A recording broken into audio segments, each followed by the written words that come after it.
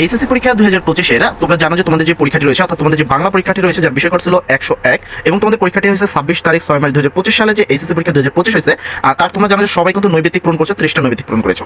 সেই 30টা নৈবেদিকের মধ্যে বেশ অনেকগুলো খাতা বোর্ড কিন্তু সম্পূর্ণভাবে বাতিল করছে। অর্থাৎ আজকের এই ক্লাসে আমি মূলত সেই খাতাগুলো তোমাদের সামনে উপস্থাপন করছি যারা এইচএসসি পরীক্ষায় একটা বড় সড়ো বাস খেতে চলেছে। তো এইচএসসি পরীক্ষা 2025-এর যে খাতাগুলো রয়েছে কি কারণে কেটে দিছে বা এই খাতাগুলো কেন বাতিল হয়েছে এই সম্পূর্ণ বিষয়টা আজকে তোমাদের এই জন্য দেখাচ্ছি যেন এইচএসসি পরীক্ষা 2025-এর বাকি যে পরীক্ষাগুলো আছে সেই পরীক্ষাগুলোর জন্য কোনো ছাত্রছাত্রীর কোনো প্রবলেম না হয় বা কোনো বাস না খায়। সর্বপ্রথম তুমি একটা খাতা দেখতে পাচ্ছ যে খাতাটার রোল নাম্বার যদি বলি 28/09, এই যে রোল নাম্বারটা মোটামুটি তুমি যদি খাতাটা যদি প্রথম থেকে শুরু পর্যন্ত শেষ পর্যন্ত দেখো তোমার কাছে তেমন কোনো সমস্যা দেখা দেবে না। তবে এখানে বিশাল বড় একটা সমস্যা রয়েছে। এখানে তুমি যদি দেখো যে সেট কোড একটা নাম অপশন আছে, এই ছাত্রটা তোমার সেট কোড পূরণ করে নাই, পাশাপাশি সেট কোডের ঘরও পূরণ করে নাই। তোমাকে মনে রাখতে হবে যে এই খাতাগুলো এই যে খাতাগুলো বাদ হয়েছে এই খাতাগুলো কিন্তু সবসময় ওএমআর এর যে মেশিন আছে সেই মেশিনের দ্বারা দেখা হয়। এটা কিন্তু মানুষ দেখে না যে এই বিষয়গুলোকে ইগনোর করবে।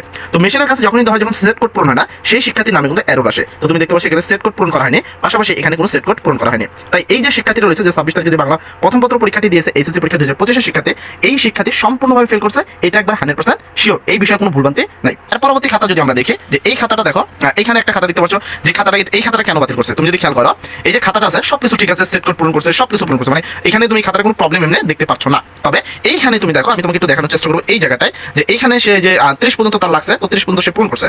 পূরণ করার পরে 30-এর নিচের দিকে যদি আসলে দেখো এই জায়গাগুলো তার প্রয়োজন হয়নি এবং সে এই জায়গাগুলো কি করছে এই জায়গাগুলো এরকম পূরণ করে কি করছে এরকম দিয়ে থুয়ে দিছে। তো এটা কিন্তু দেওয়া যাবে না, এই কারণে এই ছাত্রের এই খাতাটা কিন্তু বাতিল বলে গণ্য করা হয়েছে। এবার কথা হলো এটা যদি আমরা এখানে নিচে দিক খেয়াল করি এখানে এই বিষয় কিন্তু একবারে ক্লিয়ারলি বলা হয়েছে যে এখানে উত্তরপত্রে কোনো অবিঞ্জনীয় দাগ দেওয়া যাবে না, রুলস নাম্বার 3। তো এখানে 3 নম্বর রুলসে বলা হয়েছে যেহেতু এই জায়গায় এই খাতাটা যেহেতু এই কাজটা করছে মেশিন এই বিষয়টা বুঝতে পারে নাই, যার কারণে এই পরীক্ষার এই যে শিক্ষার্থী এই শিক্ষার্থীর এই খাতাটা বাতিল বলে গণ্য করা হয়েছে। ঠিক আছে, এরকম ভুল তোমরা যদি করো তোমাদের বাকিদের খাতাও বাতিল হয়ে যাবে, এটা 100% গ্যারান্টেড।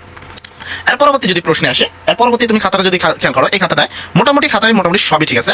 তুমি যদি খেয়াল করো এখানে সেট কোড যদি খেয়াল করো মোটামুটি সব ঠিক আছে। তো এই ছাত্রের ভুল কোন জায়গায় তুমি যদি দেখো এই ছাত্র একটু বেশি চালাক ছিল, একটু নিচের দিকে দেখবা এই জায়গাটা দেখবা 21, 22, 23, 24, 25 থেকে 30 পর্যন্ত যতগুলো প্রশ্ন আছে সে কি করছে এখানে 4টাই পূরণ করে দিছে, মানে 20 পর্যন্ত সে যে কটা পারছে সেগুলো সে পুরো লিখছে, আর যে কটা সে পারে নাই সে নিচে এসে করছে 4টাই পূরণ করছে। সে ভাবছে যে এটা তো তোমার কি শিক্ষকরা খাতা দেখবে না, এটা কি দেখবে মেশিন দেখবে, তো মেশিন তো শুধু উত্তরটাই দেখবে তাই না, যেহেতু এখানে 4টার মধ্যে একটা না একটা তো সঠিক উত্তর হবে 100%, তো এটা তো শিওর কথা যে 4টার মধ্যে একটা না একটা উত্তর হবেই। এখন সেই ছাত্র করছে কি এর মধ্যে 4টাই পূরণ করেছে, মেশিন যদি দেখে তাহলে সঠিক উত্তরটা দেবে, কিন্তু ওই ছাত্র এটা জানে না যদি খাতার মধ্যে এরকম 4টা বা 2টা অপশন যদি পূরণ করা থাকে ওইটা মেশিন ইন্টিগ্রেট করে না বা ওই খাতাটাকে মেশিন কি বের করে দেয়, সেটা এরর দেখায়। এই কারণে দেখবা যে 2টা দাগ যে খাতাতে দেওয়া হয় সেই খাতাটা কিন্তু বাতিল বলে গণ্য হয়। আর এখানে তো এরকম একটা সিরিয়াল করার কারণে মানে পরপর করার কারণে হয়তো একটা করলে হয়তো না মানে 2টা দাগ করলে, কিন্তু এখানে যদি পরপর করার কারণে মেশিন বুঝতে পারেনি, মেশিন এরর দিয়ে এই খাতাটা কি করছে বাতিল করে দিয়েছে। তার পরবর্তী যদি পরবর্তী প্রশ্নটা দেখো এই যে খাতাটা এই খাতাটাতে দেখো এই খাতাটা বাতিল কোন কারণে করা হয়েছে তুমি যদি একটু ভালো করে খেয়াল করো এই খাতাটা এই জায়গাটা আমি তোমাকে দেখানোর চেষ্টা করবো যেখানে এই শিক্ষার্থীর রোল নাম্বারটা সঠিকভাবে বোঝা যাচ্ছে না যে 12, 20 লেখছে না 12, 29 লেখছে, আর এখানে 83 লেখছে এবং 89 লেখছে, বিষয়টা বোঝা যাচ্ছে না। আবার কি করছে রোল নাম্বার এসে তুমি যদি এখানে খেয়াল করো এই জায়গাটা দেখো এখানে সে এই জায়গাটা পূরণ করে কেটে দিছে, মানে 2 নম্বরে পূরণ করে কেটে দিছে, আবার নিচে পূরণ করছে। আবার এইখানে যদি আসো এটা তো বুঝে যাচ্ছে না কত, এখানে শেষে 8 পূরণ করছে, 8 কেটে দিয়ে আবার এখানে 3 পূরণ করছে। তো এই যে এই কাজটা করছে সেটা রোল নাম্বারের সাথে করছে, এই কারণে এই খাতাটা সম্পূর্ণভাবে বাতিল হয়েছে। যদি এটা এই পাশে কোনো একটা বিষয়ের সাথে হইতো তাহলে হয়তো বা তোমার একটা মার্ক কাটা যেত, কিন্তু যদি রোল নাম্বার রেজিস্ট্রেশন নাম্বার সাথে এই কাজটা করো তাহলে সেই খাতাটা সম্পূর্ণভাবে বাতিল করানো হবে। শুধু এখানেই ভুল ছিল না, এই খাতাটা আরেকটা জায়গায় ভুল ছিল, সেটা হলো এই জায়গায় সে বিষয় কোডটা লেখেনি, সেখানে কি করেনি এই জায়গাটা সে বিষয় কোড লেখেনি, আর এইখানে বিষয় কোড না লেখার কারণে এই খাতাটা এই 2টা কারণে কি বাতিল হয়েছে। এখন বিষয় হলো এই জায়গাটা যদি থাকে খাতাটা হয়তো হইতো, কিন্তু এখানে যেহেতু বিষয় কোডটা লেখে নাই যার কারণে এই খাতাটা কি করা হয়েছে সম্পূর্ণভাবে বাতিল বলে গণ্য করা হয়েছে। আচ্ছা, এর পরবর্তী যদি আমি খাতাটাতে আসি এই খাতাটাতে মানে এখানে কিন্তু ক্লিয়ার ভাবে বলা হয়েছে বল পেন দ্বারা পূরণ করতে হবে। তো এইখানে তুমি যদি খাতাটা দেখো জানি না কোন কলম দ্বারা পূরণ করছে, হয়তো প্রথমে ঠিকই পূরণ করছে পরবর্তীতে মনে হচ্ছে যে একটার সাথে আরেকটা লেগে গেছে, এরকম একটা বিষয় হয়ে গেছে।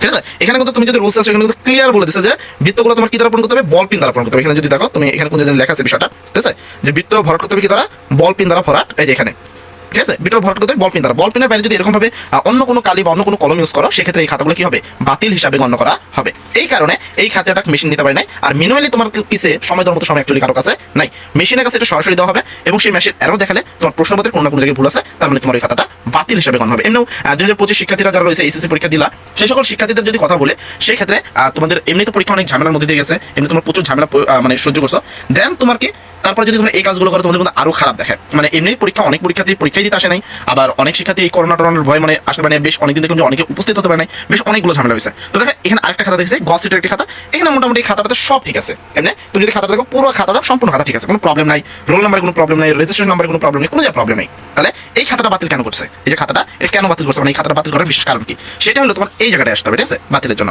এখানে দেখো সে ক্লিয়ার বলছে কি স্যার, এখানে যদি একটু ভালো করে যে লেখাটা দেখো স্যার পাস করাইয়া দিয়েন প্লিজ। এখানে সে একটা মোবাইল নাম্বার তার দিয়ে দিছে। তো এরকম যদি কাজ করে এখানে কিন্তু ক্লিয়ার বলা হয়েছে যে তোমার হলো এখানে পরিষ্কার পরিচ্ছন্নভাবে রাখতে হবে, ভাঁজ করা যাবে না, পাশাপাশি উত্তরপত্রের কোনো অবস্থাতেই কি করা যাবে না, কোনো দাগ দেওয়া যাবে না। রুল নাম্বার 3 এটা ক্লিয়ার বলা হয়েছে। আবার অনেকে তো উল্টাপাল্টা করে ভর করে। তো এই সব কারণে এই যে খাতাগুলো তুমি দেখতে পেলো আমার হাতের সামনে, তো এই খাতাগুলোকে সম্পূর্ণ খাতাগুলোকে বাতিল করা হয়েছে। এখন এইগুলো শিক্ষার্থীদের ভবিষ্যৎ কি হবে, যে শিক্ষার্থী এইভাবে এই খাতাগুলো তাদের বাতিল হয়েছে। তো এই ভিডিওটা করার মেন কারণটা কি, ঠিক আছে? মেন কারণ হলো সামনে যে এতগুলো পরীক্ষা আছে, এই খাতাগুলো দেখে অন্তত সতর্ক হও। এইচএসসি পরীক্ষা 2025 মানে তোমাদের কেউ জানো এই ধরনের ভুলগুলো আর কখনোই করো না, যেন তোমাদের ভুল ভ্রান্তিগুলো না হয়, ঠিক আছে?